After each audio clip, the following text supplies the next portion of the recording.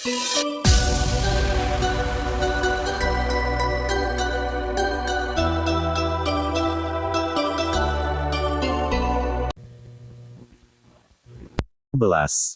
Nabi Harun, alaihi salam. Mengisahkan Nabi Harun tidak bisa lepas dari kisah Nabi Musa. Karena ia adalah juru bicara Nabi Musa ketika menghadapi Firaun ataupun umat Nabi Musa sendiri. Kisahnya dimulai ketika Nabi Musa berhasil membawa umatnya keluar dari Mesir dan selamat dari kejaran Firaun yang ingin membunuh mereka. Kini tibalah saatnya bagi Nabi Musa menerima wahyu dari Allah.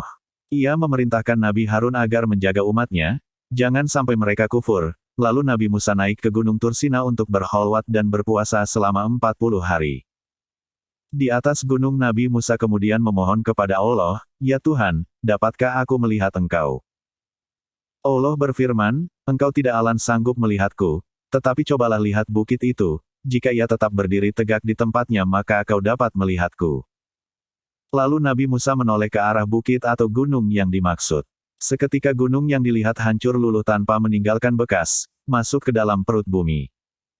Nabi Musa terperanjat, gemetar seluruh tubuhnya dan jatuh pingsan. Setelah sadar ia bertasbih dan bertahmid seraya memohon ampun atas kelancangannya itu, "Maha besar Engkau wahai Tuhan, ampunilah aku dan terimalah taubatlu dan aku akan menjadi orang pertama yang beriman kepadamu." Selanjutnya Allah menurunkan kitab Taurat yang berupa kepingan-kepingan batu. Di dalamnya tertulis pedoman hidup dan penuntun beribadah kepada Allah Subhanahu wa Ta'ala. Patung anak sapi.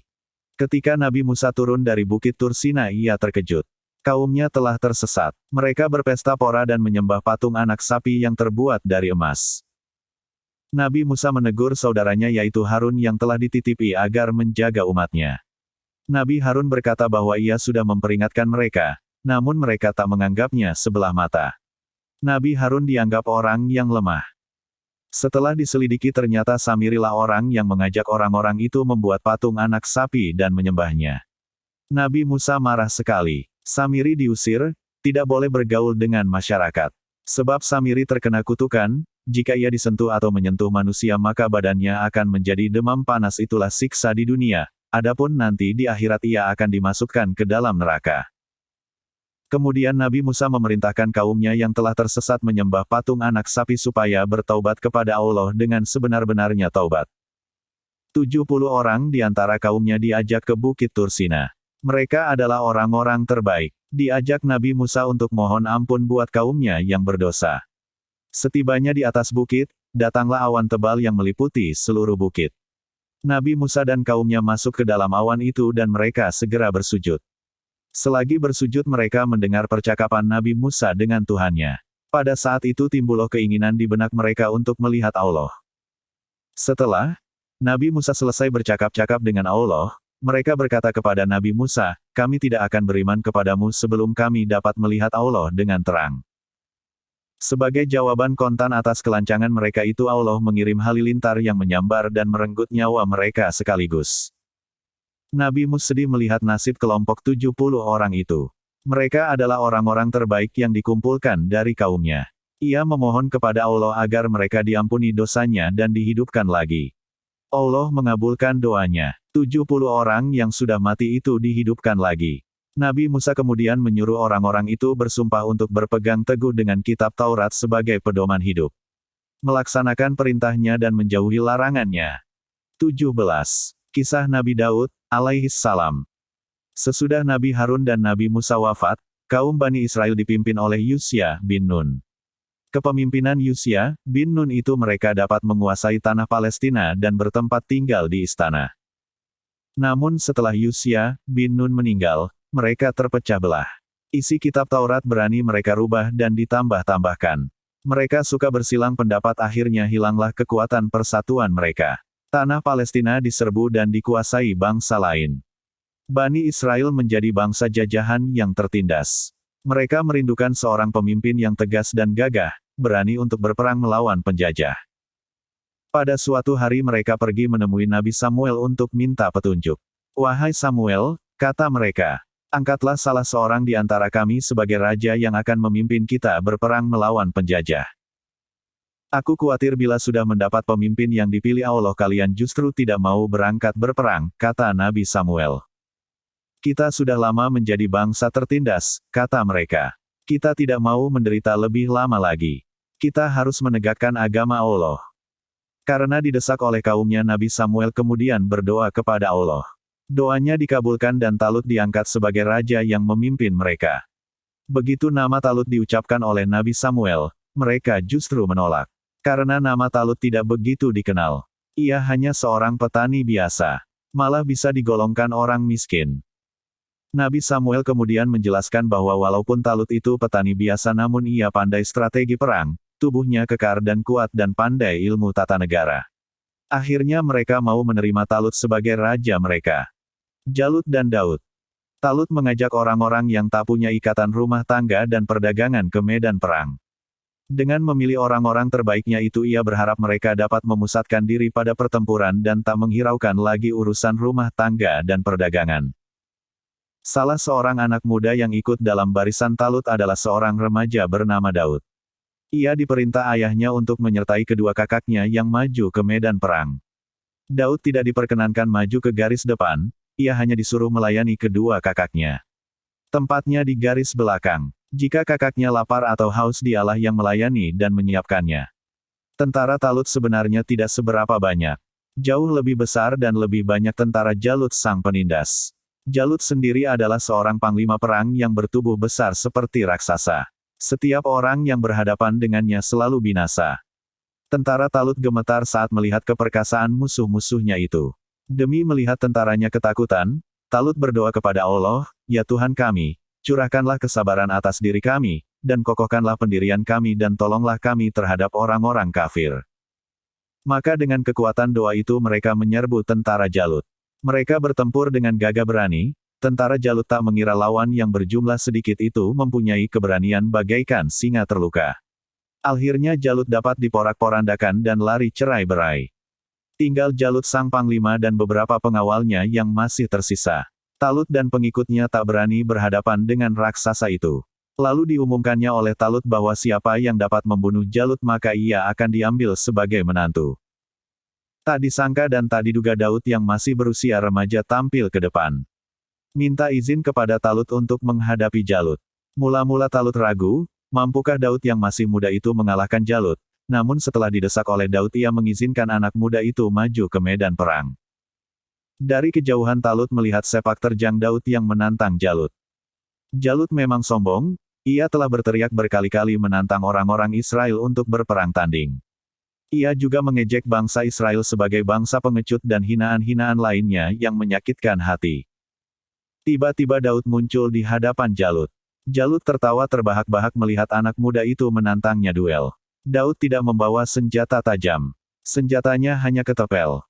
Berkali-kali Jalut melayangkan pedangnya untuk membunuh Daud namun Daud dapat menghindar dengan gesitnya. Pada suatu kesempatan Daud berhasil melayangkan peluru batu ketepelnya tepat di antara kedua mata Jalut. Jalut berteriak keras, roboh dengan dahi pecah dan mati. Dengan demikian menanglah pasukan Talut melawan Jalut. Daud diangkat sebagai menantu Raja Talut. Dijodohkan dengan anak Talut yang bernama Mikial. Daud menjadi raja. Di samping menjadi menantu raja, Daud juga diangkat sebagai penasehatnya.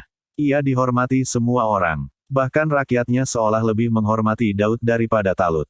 Hal ini membuat Talut iri hati. Ia berusaha mencelakakan Daud ke medan perang yang sulit. Daud ditugaskan membasmi musuh yang jauh lebih kuat dan besar jumlahnya.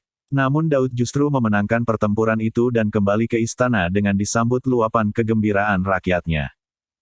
Talut makin merasa iri dan sakit hati atas kepopuleran Daud di mata rakyatnya. Ia terus mencoba membunuh dan menyingkirkan Daud dengan berbagai cara namun selalu menemui kegagalan. Daud dilindungi Allah. Akhirnya terjadilah perang terbuka. Dalam peperangan itu Talut tewas.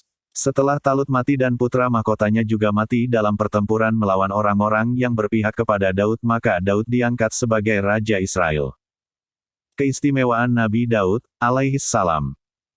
Nabi Daud diistimewakan Allah, yaitu dengan ditundukkannya gunung-gunung supaya bertasbih memuji Allah bersama Nabi Daud pada waktu pagi, siang dan malam. Demikian pula burung-burung telah ditundukkan kepada Daud untuk berkumpul memuji Allah bersama Daud. Cara Nabi Daud mengatur hari-harinya. Nabi Daud membagi hari-harinya menjadi 4 bagian, Sehari untuk beribadah, sehari menjadi hakim, sehari untuk pengajaran dan sehari lagi untuk kepentingan pribadi. Puasa Nabi Daud. Nabi Daud suka berpuasa, beliau puasa sehari dan berbuka sehari. Jadi sehari puasa sehari tidak. Peringatan Allah kepada Nabi Daud. Para nabi adalah manusia yang menjadi contoh teladan, jika ia bersalah Allah segera memperingatkannya. Demikian pula halnya dengan Nabi Daud. Ia mempunyai istri 99 orang. Memang pada masa itu tidak ada pembatasan bagi seorang lelaki untuk memiliki beberapa orang istri, terlebih bagi seorang raja. Nabi Daud ingin menggenapkan jumlah istrinya menjadi 100 orang. Pada suatu hari datanglah 2 orang lelaki mengadu kepada Nabi Daud, "Saudaraku ini mempunyai kambing 99 ekor. Sedang aku hanya memiliki seekor, tetapi ia menuntut dan mendesakku agar kambingku yang hanya seekor itu kuserahkan kepadanya supaya kambingnya genap 100 ekor. Ia membawa berbagai alasan yang tak bisa kubantah karena aku tak pandai berdebat. Benarkah ucapan saudaramu itu?" tanya Nabi Daud kepada pria lainnya. "Benar," jawab pria itu. "Jika demikian halnya," kata Nabi Daud dengan marah, "maka saudaramu telah berbuat zalim. Aku tidak akan membiarkanmu meneruskan perbuatanmu yang semena-mena itu atau engkau akan mendapat hukuman pukulan pada wajah dan hidungmu." "Hai Daud," kata lelaki itu, "sebenarnya engkaulah yang pantas mendapat hukuman yang kau ancamkan kepadaku itu. Bukankah engkau telah mempunyai 99 istri? Tetapi kenapa kau masih menyunting lagi seorang gadis yang sudah bertunangan dengan pemuda yang menjadi anggota tentaramu sendiri? Padahal pemuda itu setia dan berbakti kepadamu." Nabi Daud tercengang mendengar ucapan pria yang tegas dan berani itu. Ia berpikir keras siapakah sesungguhnya kedua pria yang berani itu. Mendadak, kedua pria itu hilang lenyap tanpa bekas. Tahulah Nabi Daud bahwa ia telah diperingatkan Allah melalui malaikatnya. Ia segera bertaubat dan memohon ampun kepada Allah. Dan Allah menerima taubatnya. Mukjizat Nabi Daud. Di antaranya yaitu besi dapat dilunakkan seperti lilin dan dapat dirubah sekehendaknya tanpa memakai api atau alat apapun.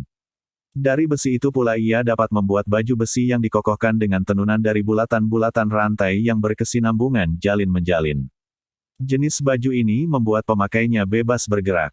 Tidak kaku seperti baju besi yang dibuat dari besi lembaran. Nabi Daud juga dikaruniai suara yang sangat merdu sekali. Sedang kitab yang diturunkan kepada Nabi Daud namanya Kitab Zabur yang berisikan pelajaran, peringatan dan lantunan pujian kepada Tuhan. Asal-usul Baitul Maqdis. Pada suatu hari berjangkitlah penyakit kolera di wilayah kerajaan yang dikuasai Nabi Daud. Banyak rakyat yang mati karena penyakit ini. Nabi Daud kemudian berdoa kepada Allah maka hilanglah penyakit itu. Untuk menunjukkan rasa syukurnya kepada Allah maka Nabi Daud mengajak putranya yaitu Sulaiman untuk membangun tempat suci yaitu Baitul Maqdis. Semoga kisah teladan ini bisa menjadi sebagai bahan musahabah diri kita, ambil hikmahnya. Dengan membagikan video ini sudah membantu menyebarkan kebaikan untuk menambah amal kita. Jika Anda merasa video ini bermanfaat buat Anda jangan lupa tekan like atau suka. Tekan subscribe supaya mendapatkan pemberitahuan video terbaru.